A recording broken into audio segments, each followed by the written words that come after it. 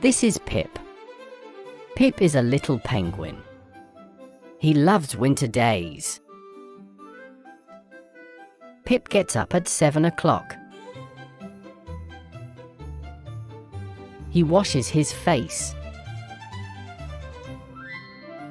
Then he eats biscuits for breakfast.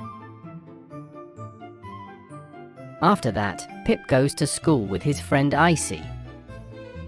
At school, Pip has 3 lessons. He likes studying and he likes his teacher, Mr. Snowflake. After school, Pip does his homework. Then he makes Christmas presents for his parents and friends. Pip is very creative. After that, Pip goes out and skis with Icy. Later, he helps his mum to make biscuits. The biscuits are tasty. In the evening, Pip listens to music and dances. Then his father comes home and they play games together. Pip goes to bed at 9 o'clock. What a nice day!